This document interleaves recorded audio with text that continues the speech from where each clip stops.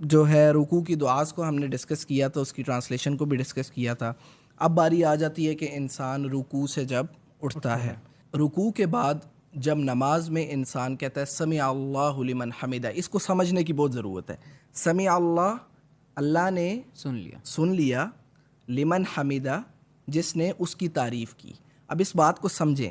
اب یہاں پر یہ ہمیں نماز کس نے سکھائی ہے؟ اللہ تعالیٰ نے ایک قسم کی سکھائی ہے نا، جبریل کے تھرو، آپ صلی اللہ علیہ وسلم کے تھرو. ادھر ہمیں ایک گارنٹی مل رہی ہے. مفسرین لکھتے ہیں کہ اگر ہمیں یہ بات پتہ چل جائے، جیسے کہ اس میں ہے سمع اللہ لمن حمدہ، کہ جس نے اللہ تعالیٰ کی تعریف کی. تعریف ہم نے کب کی؟ پیچھے فاتحہ پڑھی، قرآن پڑھا، اس سے پہلے سبحانک اللہم اللہم باعث بینی اللہ، ہم نے اللہ تعالیٰ کی تعریف کی اور ہمیں گارنٹی مل رہی ہے کہ اللہ تعالیٰ نے ہماری سن لی ہے.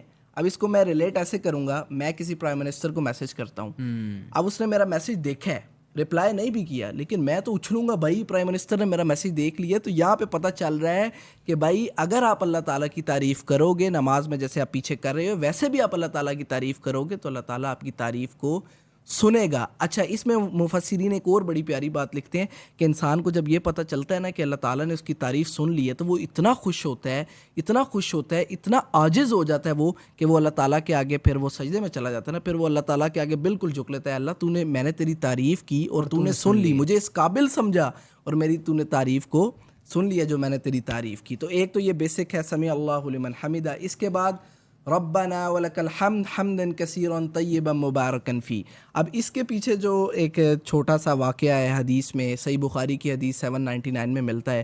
میں چاہوں گا باسط آپ اس کو تھوڑا سا ایلیبوریٹ کرو. اچھا، یہ واقعہ کچھ اس طرح ہے کہ آپ صلی اللہ علیہ وسلم ایک دفعہ نماز پڑھا رہے تھے صحابہ کو، تو جب آپ صلی اللہ علیہ وسلم نے فرمایا سمع اللہ لمن حمدہ اور رکوع سے اٹھے، تو پیچھے ایک آدمی، ایک صحابی کھڑے ہوئے تھے، انہوں نے کہا ربنا ولک الحمد حمدا کثیرا طیبا مبارکا فیہ.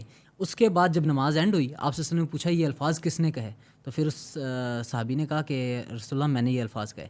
تو آپ صلی اللہ علیہ وسلم نے کہا کہ میں نے 30 سے زائد فرشتوں کو دیکھا ہے ان الفاظ کو لکھنے میں سبقت، مطلب ایک دوسرے سے ریس لگا رہے تھے کہ ہم یہ الفاظ پہلے لکھیں. پھر یہ نماز کا حصہ مطلب یہ الفاظ اللہ تعالیٰ کو اتنے پسند آئے کہ یہ الفاظ کو اللہ تعالیٰ نے نماز کا حصہ بنا دیا. اچھا، اب اس میں پھر تعریف کر رہا ہے نا انسان، ربنا ولک الحمد حمدا کثیرا طیبا مبارکا فیہ. اب یہ تعریف ہے پھر سے، اور بے تحاشا تعریف ہے. اب دیکھو پیچھے ہم نے رکوع میں سے جب اٹھتا ہے انسان کہتا ہے سمع اللہ لمن حمدہ، انسان کو پتہ چلا کہ میں نے اللہ کی تعریف کی تو اللہ نے میری سن لی.